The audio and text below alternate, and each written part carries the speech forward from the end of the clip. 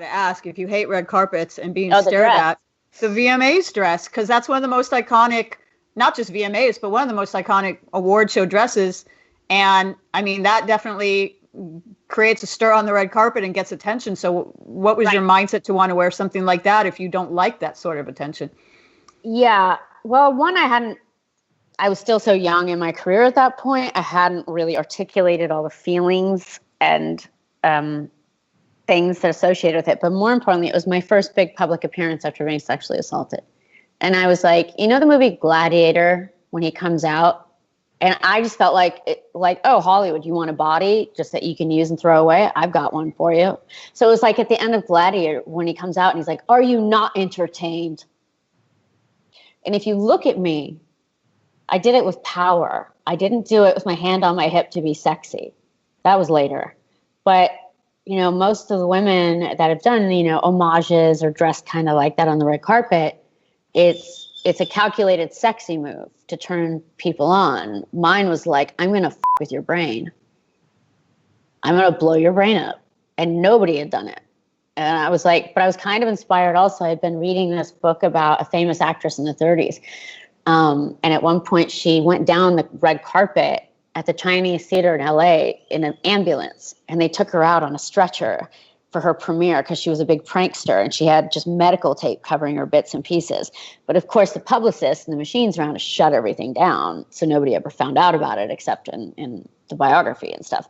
But I was like, oh, that is a punk move. That's very funny. So it was half humor, half are you not entertained? It was more challenging and like really like how they love, they're always like over the shoulder. That's so they can get your butt and your face in the shot at the same time because that's extra money. It's gross. It doesn't. And again, I think if I'd always had dreams of stardom or things like that, maybe I would have had more of a shield and an endurance for it. But as it was, because I didn't have that feeling, it just felt really masochistic. And I'm like, what's the upshot of this? Yes, I can pay my rent and have a pretty house, but I'm largely miserable. Well, I didn't know that when you wore that chainmail VMA dress, that it was, as you say, the first time after. Yeah.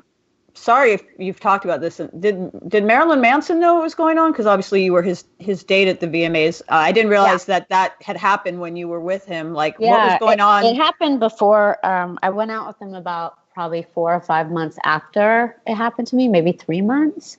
Okay. And, you know, I didn't tell him because what happens, I did tell him later. Well, he found out because he would ask my friend, what's wrong with this girl? She wakes up screaming at night and soaking wet in the bed and the sheets are wet. She does it every night, like 2 or 3 times a night. I would have terrible nightmares, PTSD stuff now I know, right? So we had to talk about it then, but it was not, and then he was really quite, which he's recently apologized for, so that's nice. But he was really very nasty to me in the press for years after I broke up with him.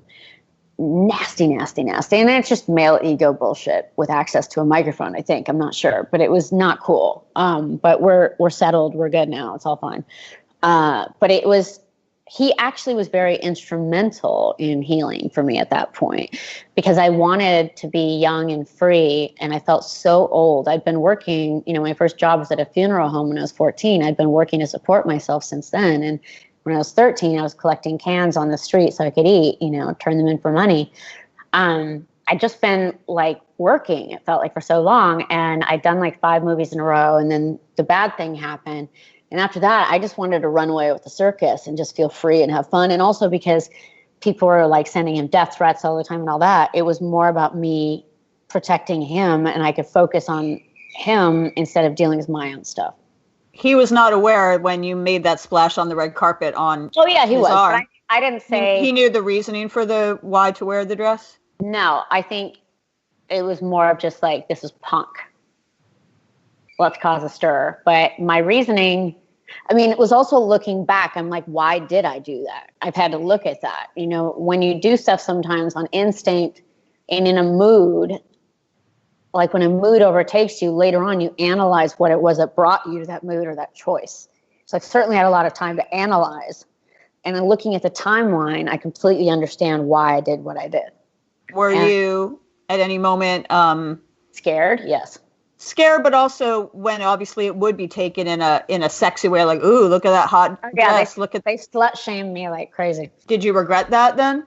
It was kind of hard. I hadn't really ever dealt with global media shaming, but it prepared me for later on it happening to me a whole bunch. So, it was also like, sorry, you're square and I'm not. Bummer.